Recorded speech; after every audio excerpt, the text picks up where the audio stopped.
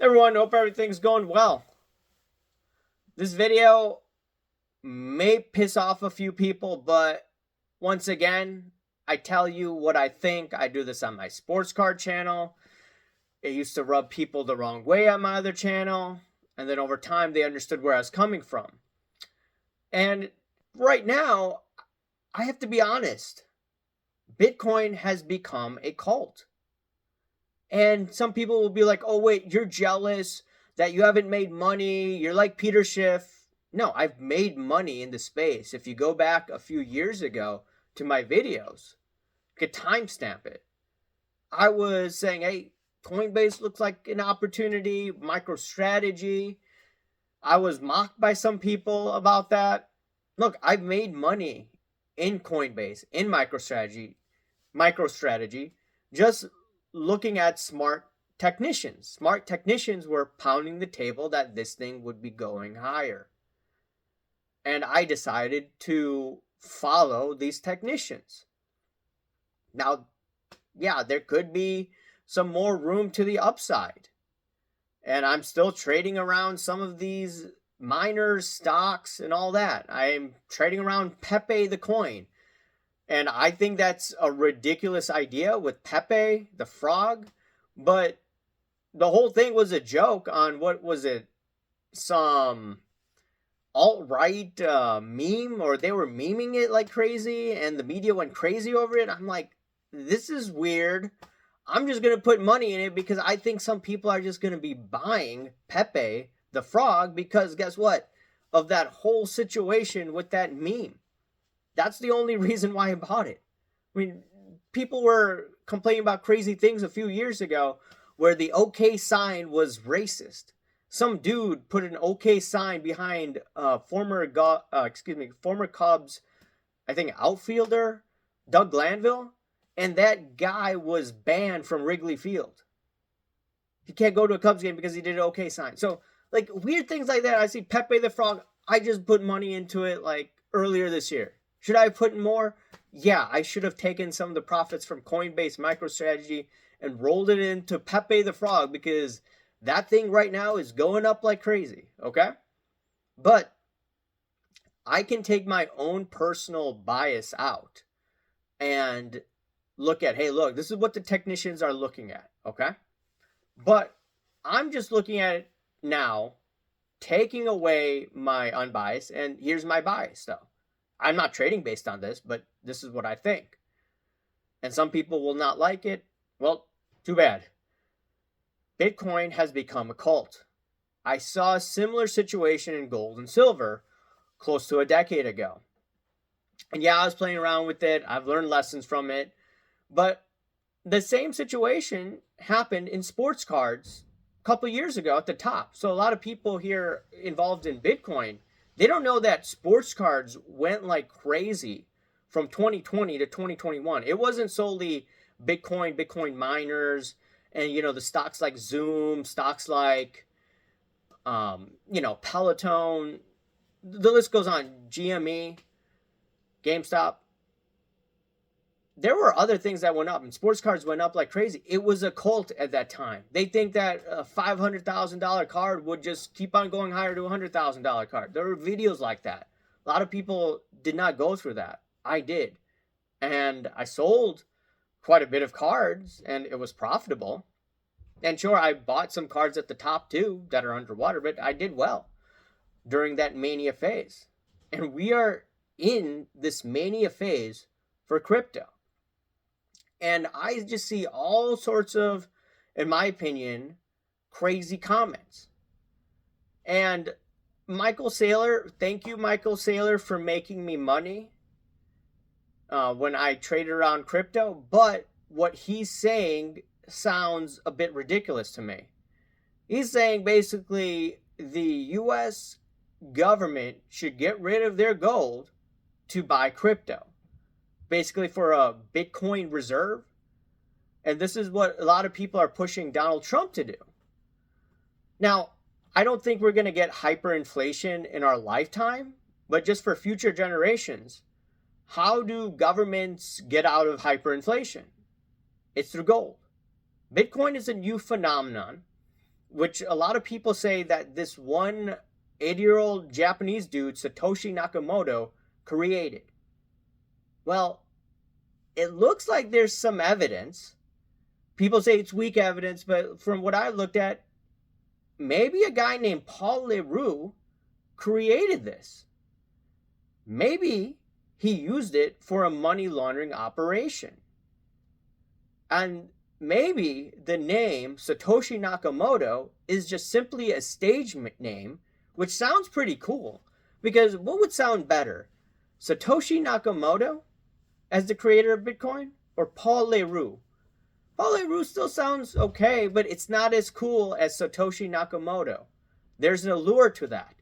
Just like there's this one guy back in the day, Geraldo Rivera. That's not his real name. They wanted to make him more masculine with a Hispanic name rather than Jerry Rivers. That's his name. Okay? What sounds better, Jerry Rivers or Geraldo Rivera? Geraldo Rivera sounds much better. Okay? So I think it was like some marketing scheme, and it was able to pick on. And right now, in my opinion, it's become a cult because people don't realize that Bitcoin has gone further from what its original intention was and how it was marketed. I remember reading articles that this is a libertarian dream where this is solely independent from the government, you can't be traced, and all that great stuff. I didn't believe it because I thought like, hey, look, there could be some hanky-panky going on with this, and then also money laundering potentially. And then 3, you have to look at the simple fact that over time, more information came out that you could be traced with Bitcoin. All right? Completely different than what it was marketed. 2, what they also said was, hey, look, maybe Satoshi didn't create this. Maybe it was Paul Leroux, and Satoshi went disappearing in 2010, and 2012, Paul Leroux went to jail, probably for the rest of his life. So you're seeing all sorts of hypocritical items based on Bitcoin. And a lot of people right now, they're getting mad. It's cognitive dissonance because they can't refute the simple fact that when it comes to tracing, all right, they can't talk about Paul Leroux, Satoshi, right? And then 3, the most important part is now the government wants to get involved in cryptocurrencies. They want to regulate it. That was not basically the intention of it. And then 2, you want to create a Bitcoin reserve, just like gold? This has been around for 10 years. We don't know the long-term price action of Bitcoin because we've been in an environment where Bitcoin basically is going up with the NASDAQ, okay? And specifically the last 2 years, we've seen an environment where money supply has actually gone down over the last 2 years. And you've seen only basically the liquidity coming in my opinion, is coming from the reverse repo facility via the Federal Reserve. And that was 2.5 trillion close to December of 2022. And that's when the MicroStrategy, the Coinbases, that's like when they bottomed out. And they started to rip once that liquidity came into the system. Like a lot of people don't know about reverse repos because they probably don't have any exposure to it. Now, I do have some exposure to it. You know, I do some accounting for reverse repos. So then I learned a little bit more about what reverse repos are. I learned about, hey, they provide net liquidity to this Federal Reserve as long as the reverse repo facility is going down. So a lot of people don't even know that. Okay, they talk about M2. Yeah, okay, M2. But nothing about reverse repos, nothing about the TGA and all of that fun stuff. And right now, a lot of people, they can't refute what I'm saying, and they're getting mad in the comment section. And this reminds me of cult-like behavior that I saw in the gold hobby, right? It got weird in 2013, gold and silver, once it started going down. I remember that vividly. People are like going at each other's throats. And then on top of it, in sports cards, I've seen the same phenomenon at that point. People lose sense of reality. People think that this is the best thing since sliced bread. And then bada bing, bada boom, price reacts. Okay? Now, we're at a point where, okay, we're in the mania phase, right? Things like, I wouldn't be surprised, dog with hat. I trade dog with hat in my account, okay?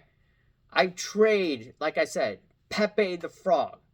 I'm probably going to get out soon because I'm seeing everyone right now, they are, mocking Peter Schiff like crazy. And it started to happen once it started to get over 100,000. And yeah, he's very outspoken, so it's going to happen. I'm seeing all of that. I'm thinking to myself, I need to get out of this soon because, this is a game of musical chairs. Like first in, first out. I talked about in my sports card channel, the first in, first out during the pandemic. Yeah, they made money. And it's going to be the same situation here. Now, if people are buying at 16,000 and let's say Bitcoin goes to like 120,000 and they forget to, or they don't sell at 120,000, but they sell it maybe 80, well, they still made money. But the new Johnny come latelys who are starting to buy like 80,000, 90,000 right after Trump got elected. Yeah, those guys, in my opinion, if they don't hit the sell button, they could be in some issues. Not financial advice, you do you, but just my own personal thoughts. We are in the bubble phase, the mania phase, where, yeah, traders can make a ton of money. I still see, okay, the technicians are bullish, but I'm becoming a little more cautious in trading some of these options, like Coinbase, MicroStrategy. While I'll trade them, I'm not as aggressive as I was a couple of years ago. I was very aggressive then, saw an opportunity, but right now it's becoming what sports card is, and sports cards was gold and silver in 2011. And then not only that, comments by Michael Saylor, and once again, thank you, Michael Saylor, for making me money, but I gotta be honest, this does not have any intrinsic value long term. This thing trades with the NASDAQ. NASDAQ goes down, the whole stock market goes down. The whole house of cards with commercial real estate. And now reverse repos, by the way, are close to zero. So you don't have liquidity coming from there. What's going to be the next catalyst to drive this higher, to drive the stock market higher? Okay, a couple of months, sure. Everyone's drinking the Kool-Aid, but eventually the party stops. So it is what it is. Want to hear your thoughts. Some comments may not be nice, but once again, I do read all comments. I may not respond to all. Anyways, hope you have a nice day, and I'll talk to you later. See ya. Bye.